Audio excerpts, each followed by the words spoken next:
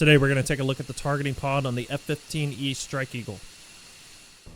Stingray is pound 6, you're cleared to engage. Lead is rolling in, engaging south and north, left in, right out.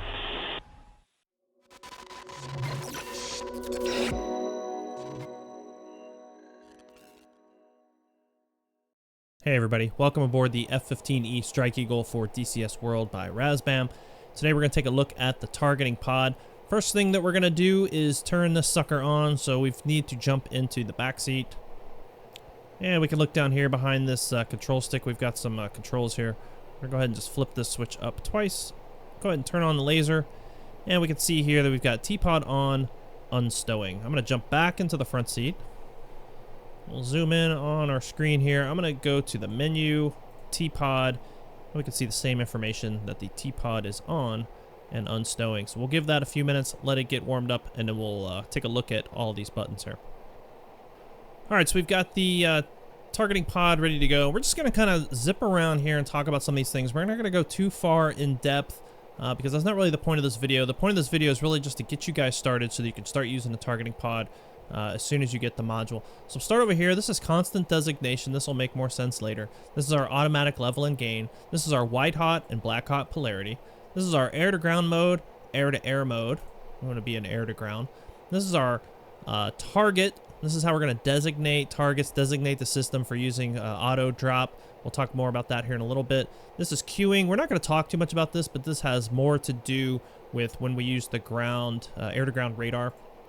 This is mark points. This is how we actually drop mark points into the nav system. And this is for updating the INS if you're not using a blended mode. So we're not going to talk about that either. I'm just going to leave it on target. This is not a waypoint. This is a white hot polarity tracker, black hot polarity tracker, and an automatic polarity tracker. This is just how the system is going to look for things to track.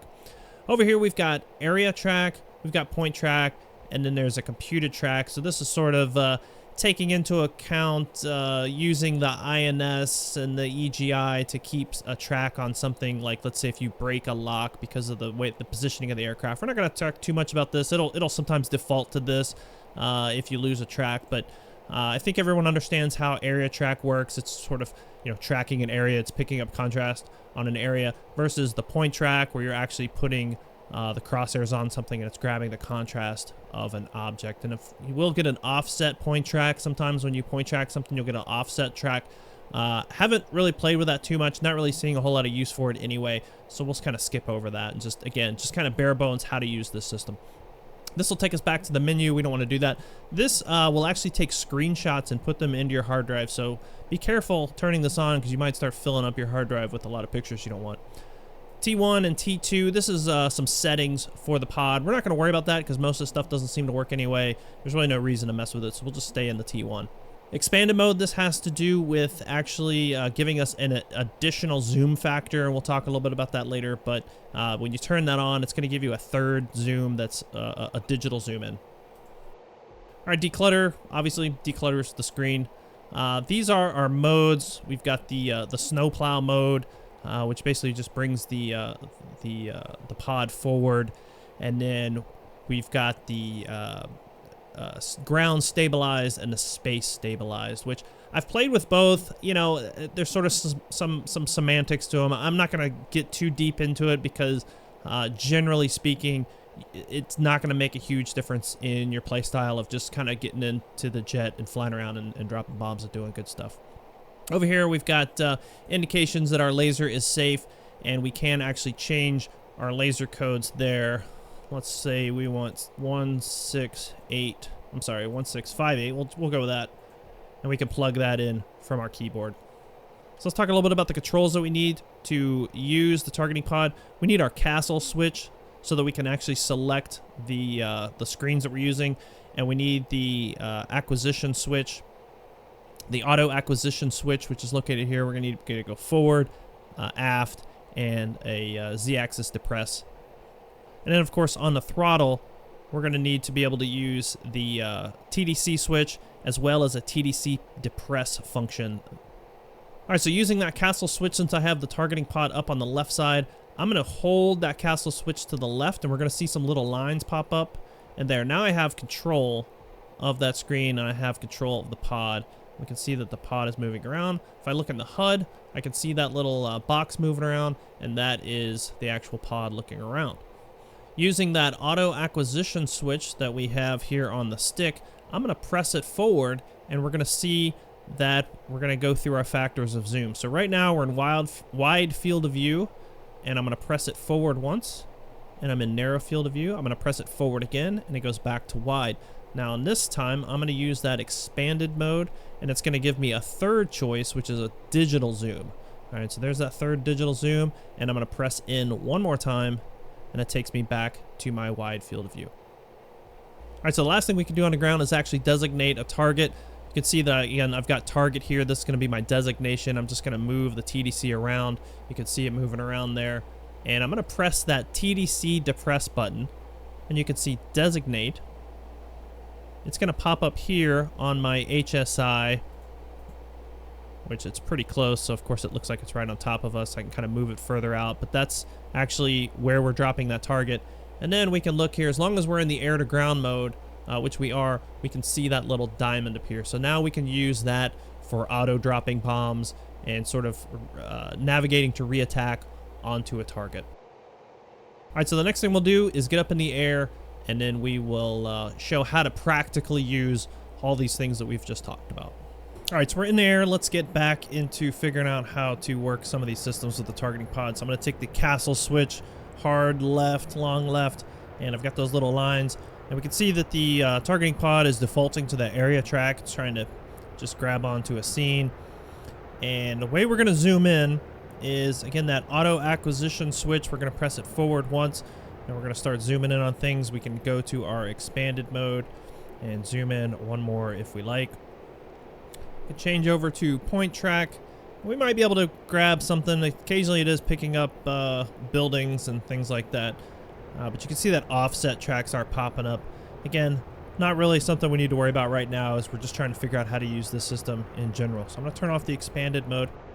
Now with that auto acquisition switch, you can see here moving on my control stick, we have a few functions that we can control.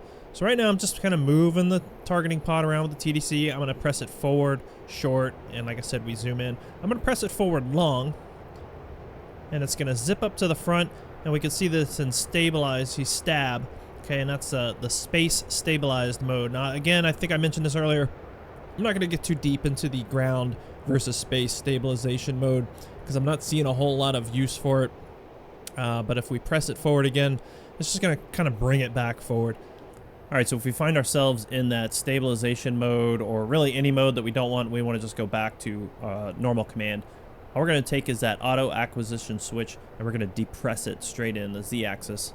And that's going to take us out of space, as you can see, the stab mode, and into the area track.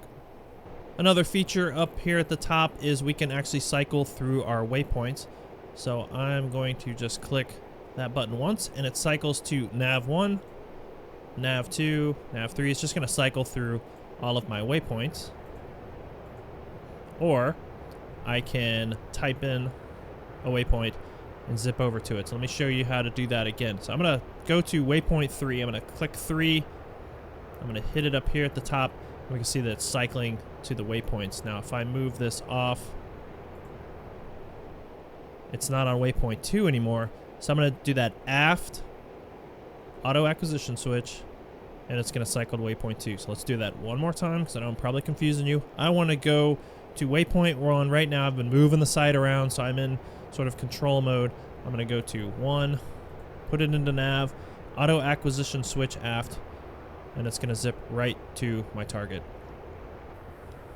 All right, so let's do this targeting pod at combat speed and just kind of walk through the steps. I know we've kind of jumped around and done a lot of stuff here. So basically, we've already got the pod on. We're going to go to the menu, turn on the targeting pod, and we can see that we are in the space stabilized. So I'm going to take the castle switch. I'm going to hold it left. I get those little lines. Now I have control, right? And so using the auto acquisition switch, I can zoom in, look around, switch it again, bring me back to my expanded or my wide field of view. All right, so we think that there's targets at waypoint 1, so I'm going to go ahead and click up here, and it looks like it's taking me to nav 3, and sometimes this does seem to happen, but we know that we can fix that by clicking 1 and putting it up there, and now it's going to go back into waypoint 1.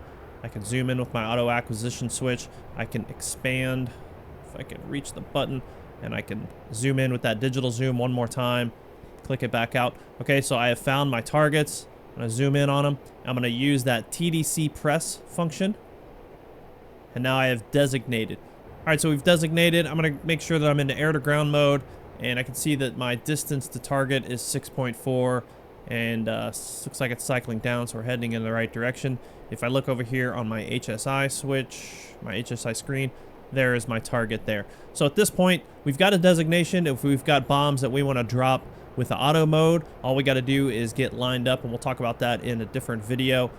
But otherwise, if we want to continue to search, look around, see what else we can find. Oh, we're getting a little bit lost now, so I want to go back to where I've designated. I'm just going to hit aft, short aft on that auto acquisition switch, and it's going to snap me right back to my designated point. If I want to go into a point track and try to get a point track on this guy, we'll just go ahead and select point track and see if it grabs hold. Otherwise, the area track's been doing pretty good. And of course, if we wanted delays, we would use the left multifunction switch on our throttle. We'll talk about that later, but that's how you turn on your laser. You can see it flashing there. So pretty simple, not a whole lot of whiz bang to it. I think you guys will pick it up pretty fast. You just got to get your hands on it and start moving stuff around. I promise you, it looks more complicated than it is. Thanks for watching, guys. We'll talk to you soon.